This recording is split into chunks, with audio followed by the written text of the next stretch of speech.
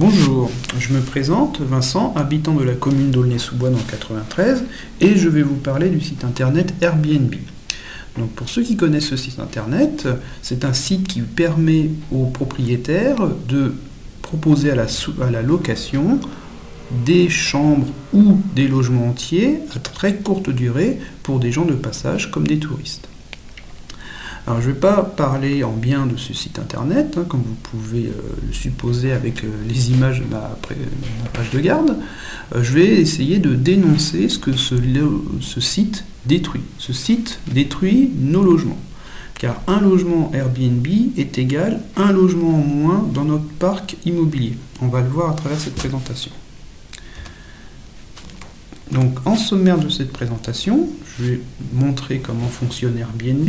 Pour ceux qui n'ont jamais réservé sur ce site internet, c'est intéressant de savoir comment ça fonctionne réellement. Puis pourquoi louer sur Airbnb? Donc on va comparer une location classique avec une Airbnb. On va se mettre dans la peau d'un propriétaire. Quel choix je peux faire? On ira ensuite sur le site internet et on va voir l'étendue du développement des logements Airbnb dans notre département 93. Je vais parler beaucoup d'Aulnay-sous-Bois. On va voir le long du RER B comment ça se développe. Puis la spéculation, la dégradation. Et enfin, on va parler réglementation.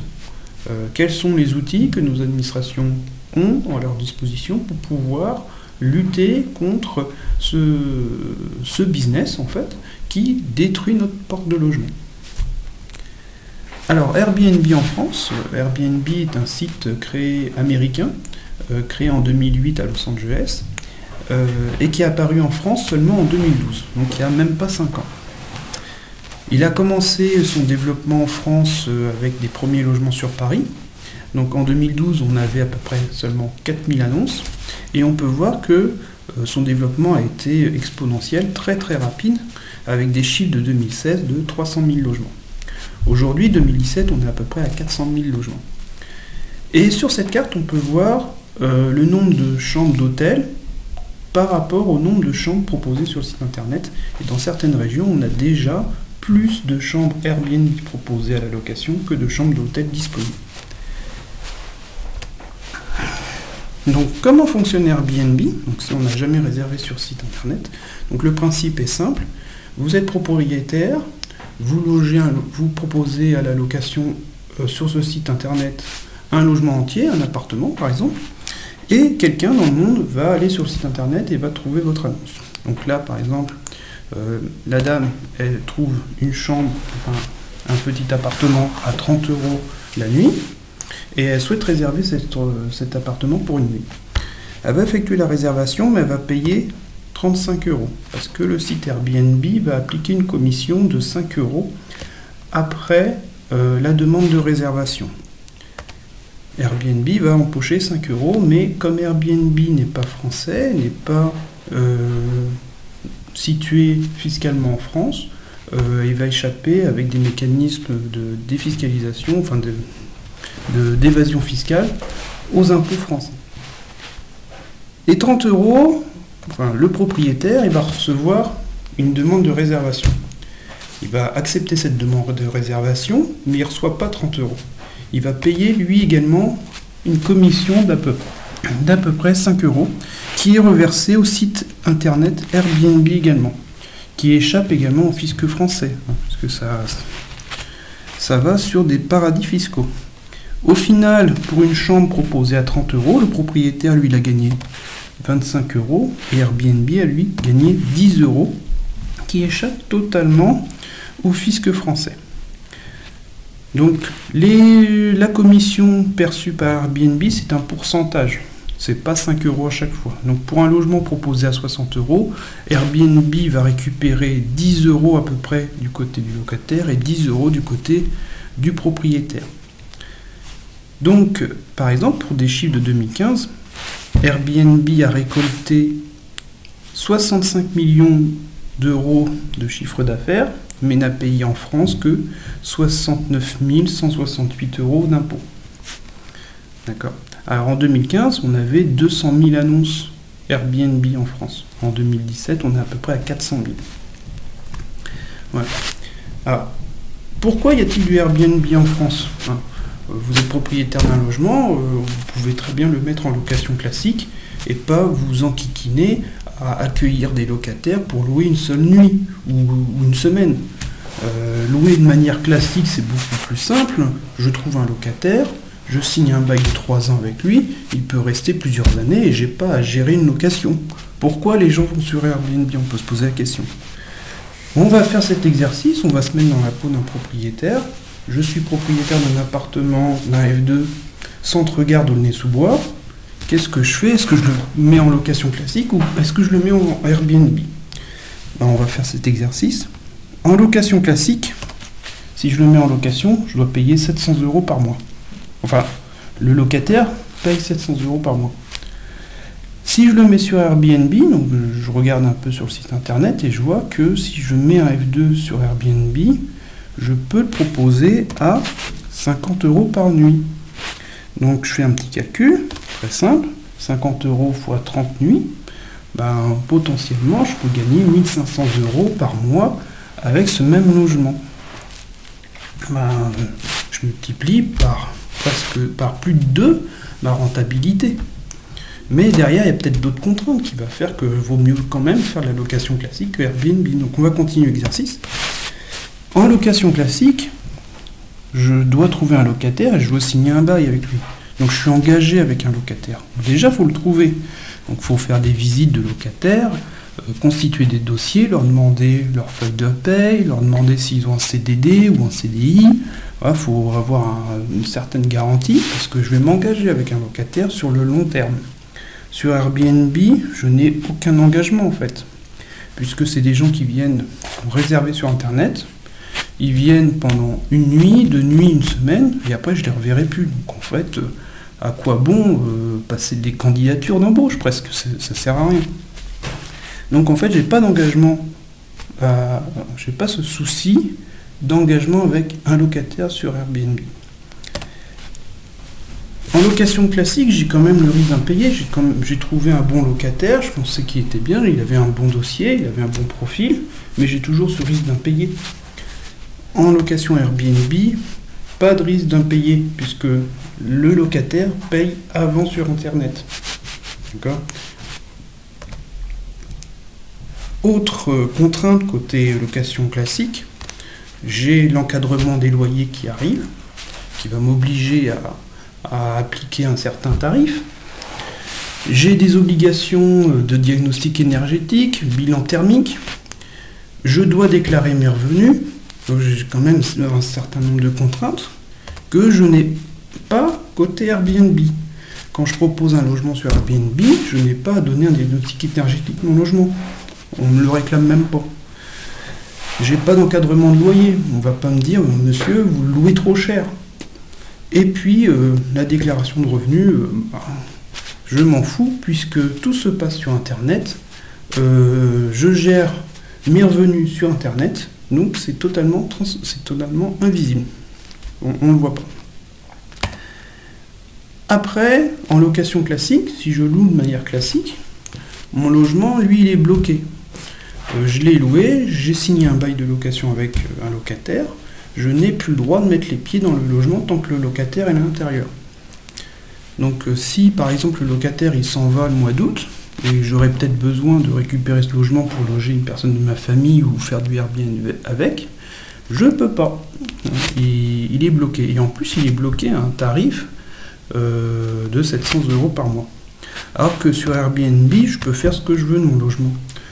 Je gère sa location. D'accord ? Et si à une certaine période de l'année, j'en ai besoin pour loger de la famille ou en profiter moi-même, si c'est un logement qui est dans une zone balnéaire ou dans des zones comme Paris, je peux en profiter.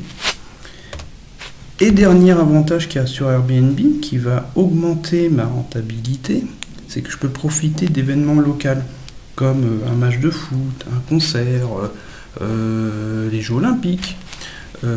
Pendant certains événements, je vais avoir la garantie de louer mon logement s'il est bien situé, je vais avoir la garantie de louer très facilement et je vais pouvoir le louer beaucoup plus cher. J'ai vu ça aux derniers événements qui a eu lieu dans notre département. l'Euro 2016. Quand je prospectais, j'analysais l'évolution d'Airbnb dans le département, j'ai vu que les tarifs lors de l'Euro 2016 avaient triplé. Donc pour un logement qui était proposé 50 € par nuit, il était proposé à 150 € par nuitée, et que tout était plein, tout était réservé, il n'y avait plus de place. Donc voilà. Après un bilan comme ça, un propriétaire, il peut rapidement se dire, vaut mieux que je fasse du Airbnb, de la location classique. Moi, je serais propriétaire, je ferais ça. Bon, ça c'est étant dit, on doit quand même analyser l'évolution d'Airbnb dans le temps pour savoir si ça a un vrai impact sur notre logement. Pour l'instant, je parle de préjugés, mais il faut quand même pouvoir faire des analyses derrière pour avoir une certitude si Airbnb est bon ou pas bon pour notre parc de logement. Donc on doit, pour faire des analyses, prendre certains relevés comme l'adresse. On doit connaître l'adresse du logement où il se situe. On doit savoir à qui appartient le logement sur le site internet. Le fait de savoir à qui il appartient, on va pouvoir savoir que combien a-t-il de logements en fait. Si c'est une personne qui est propriétaire de 2, 3, 4 logements sur Airbnb. On a besoin de savoir depuis quand l'annonce existe sur le site internet, son ancienneté. Et puis surtout, le combien.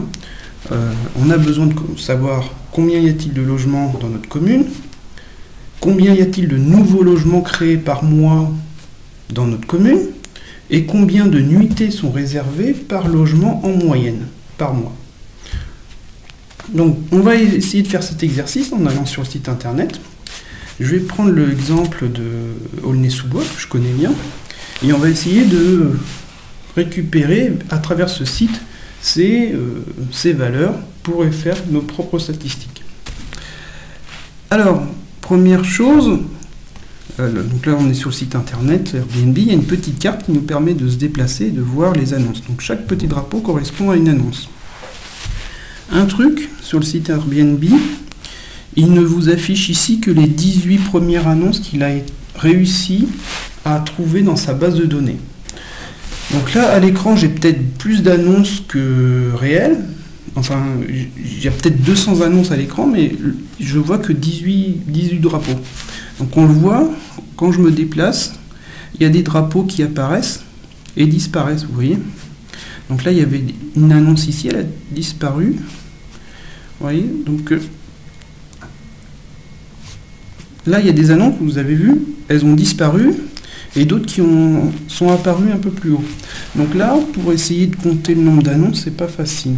D'autant que dans le fil de Airbnb, j'ai écrit que Aulnay-sous-Bois et j'ai nulle part une indication qui me dit il y a tant d'annonces dans la commune d'Aulnay-sous-Bois. Donc première chose, pour compter le nombre de logements à Aulnay-sous-Bois, il faut s'armer de patience et les compter un par un en se baladant sur la carte Airbnb. Il faut bien connaître les limitations de la commune de sa commune. Donc première chose, ça c'est pas facile. On va aller sur une annonce. Je vais essayer de trouver une annonce sympathique. Il y en avait une par là qui était à 57. La semaine dernière, elle est à 57. La semaine dernière, elle a été à 56 € cette annonce. Là, cette semaine, elle est passée à 57 €. On voit que les prix augmentent aussi sur ce site internet. Alors comment est constituée une annonce? On voit la photo de l'annonce, on peut cliquer dessus. Donc il y a plusieurs photos. Il y a 20 photos avec un descriptif. Donc là c'est le descriptif libre laissé par le propriétaire. D'accord?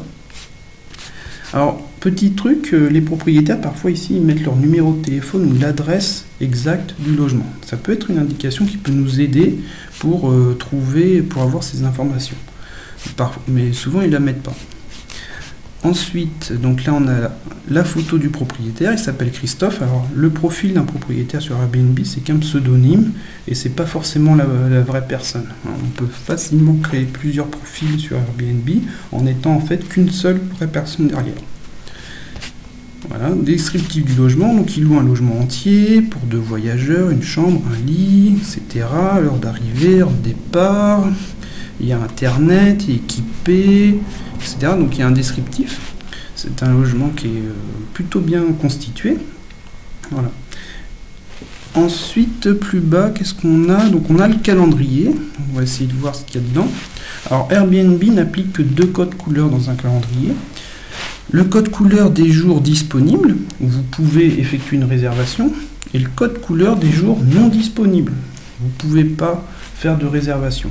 Mais on n'a pas un code couleur qui dit que ce jour a été réservé par quelqu'un d'autre. D'accord? Donc là, si je vais sur le mois d'août, regardez, le 9 août, c'est juste gris, ça veut dire que le logement est non disponible, mais je ne suis pas capable de savoir si ce logement est non disponible parce que le propriétaire ne sera pas là pour m'accueillir, ou s'il y a déjà quelqu'un qui a réservé cette semaine. Je ne peux pas savoir. Et puis pour les mois passés également, Airbnb par défaut il met tout en non disponible. C'est-à-dire que là peut-être du 12 au 22 c'était réservé par quelqu'un, mais je ne le sais pas. Donc on a déjà un premier mur de statistiques. On ne peut pas faire de mesure sur combien de jours est réservé par mois. Voilà. Après, les commentaires. Alors, on peut céder des commentaires. Donc là, on voit qu'il y a 37 commentaires sur cette annonce. Et on peut céder de la date. On voit qu'il y a des gens qui laissent des commentaires juillet 2017 et tout. Alors, j'ai regardé, moi, la semaine dernière, il y avait deux personnes qui avaient laissé un commentaire. Et là, entre-temps, il y a une 3e personne qui a laissé un commentaire sur le mois de juillet. Ça peut nous aider à se dire, voilà, il y a X personnes par mois qui laissent un commentaire. Mais bon, c'est pas exact. Donc là, au mois de juin, on va voir, au mois de juin, 1, 2, 3, 4. On va aller sur la page numéro 2. 3, 4, 5. Il y a 5 personnes qui ont laissé un commentaire au mois de juin. Ils ont laissé un commentaire. Alors on peut laisser un commentaire sur l'annonce uniquement si on a réservé au moins une nuit du logement. Donc il y a 5 personnes qui ont réservé au moins une nuit. Le logement a été loué au moins 5 nuits sur le mois de juin. Minimum. Mais il aurait très bien pu être logé 5 fois 5 jours. Ça fait 25 jours. On ne sait pas. C'est très dur. Après, pour l'ancienneté d'une annonce, comment faire? Pour l'ancienneté d'une annonce, on peut céder de la date d'inscription du membre. Donc lui, ce monsieur Christophe, il s'est inscrit en novembre 2016. Mais on va aller sur la dernière annonce. Voilà, donc la dernière annonce, la première annonce apparue, elle date de décembre 2016. Là aussi, décembre 2016. Voilà, pour le logement qui était très bien pour 2 personnes à côté de la gare de Aulnay-sous-Bois. RERB. Donc on peut dire voilà, que ce logement est proposé en ligne depuis novembre ou décembre 2016. Mais ce n'est pas une exactitude, puisque Airbnb, vous pouvez créer et supprimer des annonces. Donc si je suis un propriétaire malin, que je veux essayer de me cacher et pas trop montrer que mon logement a une certaine ancienneté, je peux très facilement supprimer et refaire mon annonce tous les 6 mois. Comme ça, en fait, mon logement est proposé depuis peut-être 2 ans sur Internet, mais je peux facilement supprimer son ancienneté et lui en remettre une. Donc, tout en bas du site, on a la carte de Aulnay-sous-Bois. Et ils disent que le logement il se situe dans ce périmètre, mais on n'a pas l'adresse exacte. L'année dernière, il y avait l'adresse exacte du logement, mais ils l'ont retiré Airbnb, parce que c'est une indication très importante pour pouvoir aller voir le propriétaire et dire monsieur, vous proposez un logement sur Airbnb, et ça ils l'ont retiré. Ils sont pas fous non plus. Alors on va aller sur le profil de ce monsieur Christophe, on clique dessus et on va essayer de voir d'autres indications. Donc sur un profil, bon, c'est assez convivial, il y a écrit bonjour, je m'appelle Christophe, un peu sa photo, quelques photos de son profil, mais c'est peut-être pas lui en fait, c'est vraiment un profil, c'est comme un profil Facebook ou un profil de jeu vidéo, c'est un profil internet, c'est un pseudonyme. Ils disent qu'on a vérifié sa carte d'identité, son adresse mail, son numéro de téléphone. C'est vrai et c'est faux. Moi j'ai créé des faux profils sur Airbnb pour tester ce site internet. On peut très facilement créer des faux profils avec des fausses indications. Voilà. Alors, chose intéressante, là quand on clique sur le profil d'une personne, on a le nombre d'annonces qu'il possède. Une annonce. Donc lui il propose un seul logement. Mais comme j'ai dit, on peut tricher facilement.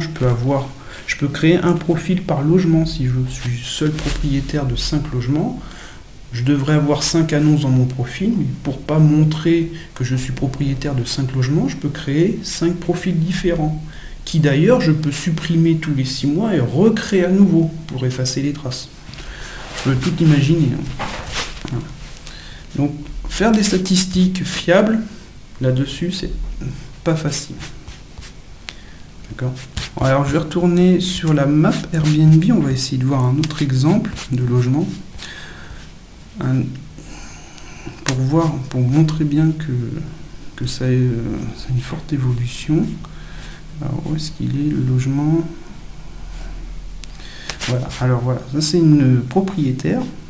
Alors ça c'est un logement parmi les logements que possède une seule personne sur Aulnay-sous-Bois. Elle s'appelle Katia. Voilà, donc je clique directement sur son profil pour montrer son profil. Cette dame, quand j'ai commencé ma prospection, mon analyse du site internet en avril 2016, je l'avais déjà repérée, elle avait 4 annonces sur internet, et sur Airbnb, et aujourd'hui elle a 6 annonces. Donc elle propose 6 logements, 6 appartements. Donc en un an, enfin un peu plus d'un an, elle a pu faire l'acquisition de 2 nouveaux appartements qu'elle a mis directement sur Airbnb. Comme quoi le profit est énorme. Alors on pourrait aller analyser ces appartements, mais ça serait un peu trop long pour la vidéo. Alors, au final, pour faire une analyse statistique, je disais qu'on avait besoin de l'adresse, de savoir qui, de savoir depuis quand, de savoir combien. Bah, le où, on n'a pas l'adresse exacte, sauf si le propriétaire a fait l'erreur de mettre son adresse de son logement dans une des photos, on n'a pas l'adresse exacte. Pour avoir l'adresse, moi j'ai ma petite astuce, j'essaie de m'aider des photos, après je vais sur Google Maps et j'arrive parfois à retrouver l'adresse exacte du logement. Mais c'est assez compliqué et assez long. Mais ça se fait. Le qui, c'est qu'un profil, on n'a pas de numéro de téléphone, pas d'adresse mail, pas de numéro de carte d'identité, on n'a rien. Donc le qui on n'a pas. Donc le où et le qui on ne l'a pas. Depuis quand, comme je vous ai dit, comme on peut créer, refaire, supprimer des annonces, le depuis quand on peut le faire disparaître. Donc finalement on ne l'a pas. Et le combien, compter le nombre d'annonces dans une ville, c'est très dur. Compter le nombre de nuitées réservées dans une annonce, c'est impossible. Et compter le nombre de nouveaux logements créés par mois, c'est également très dur. Donc finalement, le combien, je dis qu'on ne peut pas le faire. On peut compter le nombre de logements, je l'ai fait, mais c'est vraiment très très difficile. Alors, moi j'ai fait cet exercice de compter le nombre de logements dans la ville de Aulnay-sous-Bois. Comme j'ai dit, j'ai commencé mon analyse en avril 2016.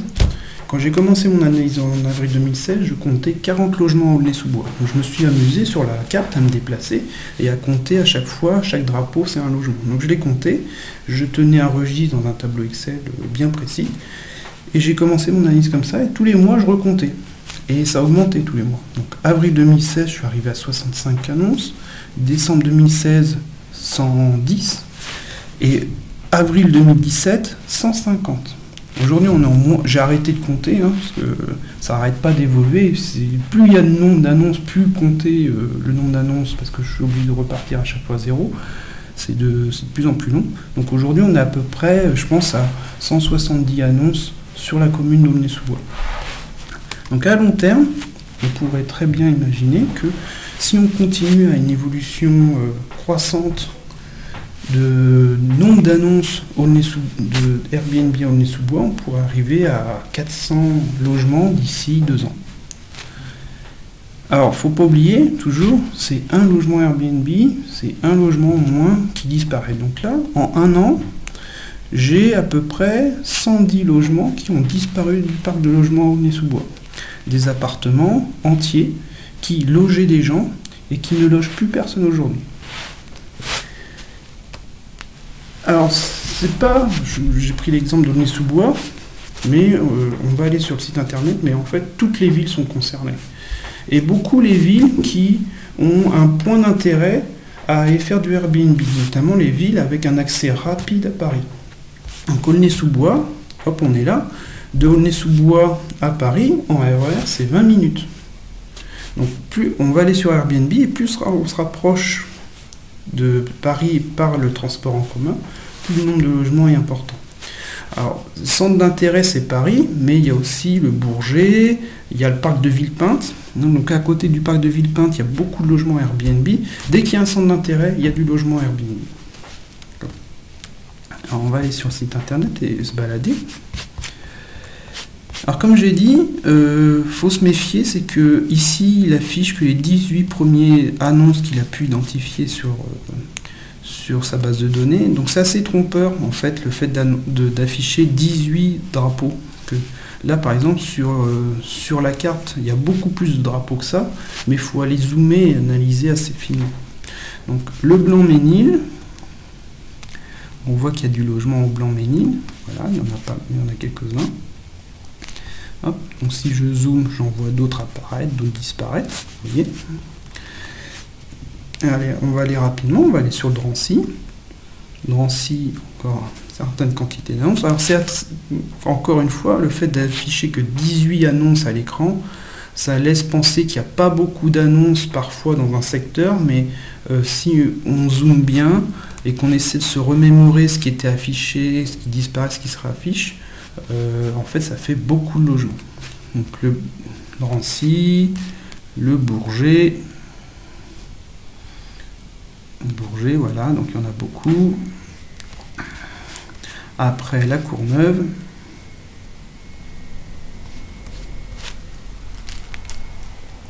voilà la Courneuve, donc on a beaucoup de logements également sur la Courneuve. Donc en fait, plus je me rapproche de Paris, plus la quantité de logements est importante. Vous voyez, le taux de rafraîchissement est important. Je me déplace un petit peu et il y a plein d'annonces qui disparaissent et qui réapparaissent. Ça veut dire qu'il y a un taux très élevé du nombre de logements. Et puis là, la dernière station avant d'arriver sur Paris, la plaine Stade de France, et là c'est énormément de logements parce qu'on a le Stade de France.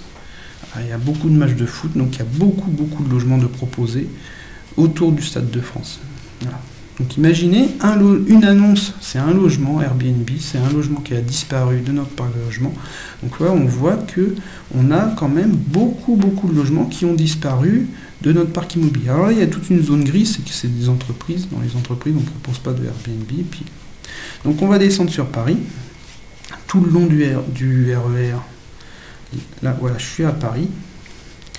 Voilà. Donc gare du Nord ici, qui est ici, enfin un petit peu plus bas. Ah non, c'est encore Seine-Saint-Denis, pardon. Voilà. Ah oui, voilà. Donc la gare du Nord. Voilà, donc le nombre d'annonces sur Paris. Alors à Paris, on dit qu'il y a, dans les statistiques, ils disent qu'il y a 60 000 annonces Airbnb sur Paris. Alors, si je regarde la carte, là, il m'a affiché que les 18 premières annonces, j'ai pas l'impression qu'il y a 60 000 annonces sur Paris. En fait, il faut jouer sur le filtre. Alors, sur mon filtre à moi, j'ai rien mis par défaut. Normalement, je suis censé voir toutes les annonces, mais en fait, comme il m'affiche que 18 premières annonces, il m'affiche les 18 premières annonces les moins chères. Donc là, je vais mettre simplement augmenter le nombre de chambres. Je veux voir que les annonces qui ont au moins 2 chambres, et je vais voir les annonces. Donc regardez bien ici, là j'ai des annonces à 25, 40, 60. Je vais voir les annonces, et je vais avoir une carte totalement différente. Ouais, donc là j'ai des annonces à 115, 90. Donc après je peux encore affiner mon filtre. Je peux augmenter le nombre de lits, 2 lits, ou 2 salles de bain par exemple, ou une salle de bain, je sais pas comment il calcule ça. Et puis il va affiner la carte. Voilà. Donc en fait, en plus de compter le nombre d'annonces à l'écran, il faut également jouer avec le filtre pour faire disparaître ou afficher d'autres annonces. Regardez, j'ai mis 3 chambres et là j'ai une carte qui est vraiment totalement différente avec des prix beaucoup plus élevés pour des logements en 3 chambres sur Paris. Donc faire des statistiques avec Airbnb, c'est vraiment pas facile. Et on peut voir là, avec l'exercice que je viens de faire que ça évolue quand même beaucoup. Alors, voilà. Donc Airbnb, j'espère que j'ai réussi à vous convaincre que ça évolue bien, que ça a un impact assez fort sur notre parc de logement, potentiellement un impact assez fort sur notre logement. En quoi Airbnb dégrade notre environnement en fait? Et c'est là-dessus que j'ai envie de vous alerter. Déjà, ça va avoir une dégradation sur notre parc immobilier en lui-même, puisque un logement Airbnb, je dis toujours, c'est un logement en moins dans notre parc immobilier, mais ça touche principalement les petites surfaces, les studios, les F2. Et là, ça va créer une raréfaction de ces types de biens sur le marché. Et ce type de bien est essentiel pour faire fonctionner le marché immobilier, puisque c'est le primo-accédant qui achète ce type de bien. Là, en ce moment, on est en train d'exclure le primo-accédant de l'accession à la propriété. Et ça va, à force, avoir des effets dominos sur les autres types de biens. Donc là, on est en train de raréfier les petites surfaces. On exclut les primo-accédants de l'achat immobilier. Et à terme, ça va avoir un impact sur l'ensemble du parc immobilier dans notre territoire.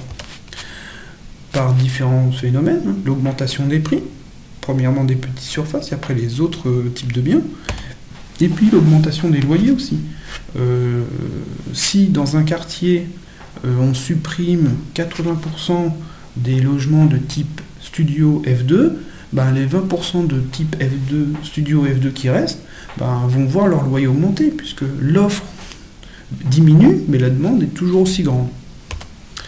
Et puis après, on a moins de turnover immobilier, parce que Airbnb tend à faire ce que j'appelle de la rétention immobilière. Les gens qui sont propriétaires de logements ne veulent plus les vendre aujourd'hui. Avant, les gens, un jeune, il achète son premier appartement, un studio. Après, il revend ce studio pour s'acheter un F3. Ensuite, il revend son F3 pour s'acheter une maison, avec le temps. Aujourd'hui, ils font plus ça. Les gens, ils achètent leur premier logement, leur studio, comme là, le jeune Christophe que j'ai montré. Je pense que c'était son premier appartement qu'il a acheté. Et à la place de le revendre pour s'acheter un appartement plus grand, il l'a gardé, il l'a mis sur Airbnb, et avec le bénéfice qu'il fait sur Airbnb, il est capable de payer son crédit d'un autre logement. Donc il n'y a plus de turnover immobilier. Ils font de la rétention immobilière et ils raréfient encore plus le nombre d'offres disponibles sur le marché. Et puis après, on a des différents types de dégradation qui interviennent. Les commerces locaux. Imaginez si on remplace les habitants par des touristes dans un quartier, le commerce local il va devoir se reconvertir. Parce que leurs consommateurs habituels auront disparu. On le voit sur Paris. Pour ceux qui n'ont pas été sur Paris depuis très longtemps, je vous invite à y aller. Vous allez être surpris. Il y a des quartiers qui, leurs commerces locaux, ce ne sont plus que des commerces pour touristes. C'est plus des commerces pour Parisiens, pour personnes qui habitent à Paris. L'ambiance du voisinage, vous mangez des voisins, tout se passe bien. Un jour, j'ai un voisin, il part, mais il remplit son logement, il le met sur Airbnb, mais en fait, j'ai un nouveau voisin toutes les semaines. Et après, j'ai un deuxième voisin qui fait pareil. J'ai encore deux voisins qui changent en fait tout le temps. Ça va dégrader une certaine ambiance du voisinage. Exemple, sur Paris, il y a des immeubles où il n'y a plus que des touristes. Et en fait, la dégradation du voisinage entretient Airbnb. Airbnb s'entretient lui-même, c'est ce que je dis. Le fait de dégrader l'ambiance d'un quartier, l'ambiance du voisinage, vous êtes propriétaire, vous êtes attaché à votre quartier, mais si votre quartier se dégrade, au bout d'un moment, vous allez le quitter. Et votre logement, vous allez soit le revendre, ou soit le proposer vous-même sur Airbnb. Airbnb, par la dégradation de l'ambiance du voisinage, d'un quartier, s'entretient lui-même. Et un impact environnemental, qu'est-ce qui se passe ? On supprime les logements pour les proposer à la location pour des touristes. Ces logements ne permettent plus de loger les gens de manière locale, permanente. Et ces gens-là, on va leur dire, trouvez un logement ailleurs. Sauf que la demande est toujours aussi forte, l'offre s'affaiblit, et les gens ils sont obligés d'aller loger de plus en plus loin pour garder leur pouvoir d'achat. Et en se logeant de plus en plus loin, ils augmentent leur temps de transport, en voiture ou en transport en commun. Donc il y a quand même un impact environnemental derrière assez fort. Alors, j'espère vous avoir convaincu quand même que Airbnb, c'est quelque chose sur lequel il faut lutter. Si on lutte contre Airbnb, ben, on va avoir plein de choses de bénéfiques. On va arrêter la spéculation, on va remettre sur le marché des logements qui ont disparu, et on va également, dernier point du slide précédent, l'impact environnemental. On va faire de l'écologie. On va dire, ben voilà, on va rapprocher les gens de leur lieu de travail. Aujourd'hui, en ce moment, les gens s'éloignent de leur lieu de travail à cause du coût de l'immobilier. Donc qu'est-ce qu'on a, nous, qu'est-ce que les communes ont comme arme pour pouvoir réglementer cette activité et même la freiner et la faire reculer? C'est une activité, c'est un business qui joue sur notre bien commun qui est le logement. La première chose, quand on est propriétaire d'un logement qu'on veut mettre sur Airbnb, on a l'obligation de le déclarer en mairie avec ce document CERFA. Si on ne fait pas la déclaration en mairie, on est passible d'une amende de 450 €. Deuxième point, en fonction de la situation de la commune, si elle est située en zone tendue, on a l'obligation, on doit demander l'autorisation du changement d'usage en location meublée de courte durée. Donc nous, par exemple, à Aulnay-sous-Bois, on est en zone tendue, en Île-de-France.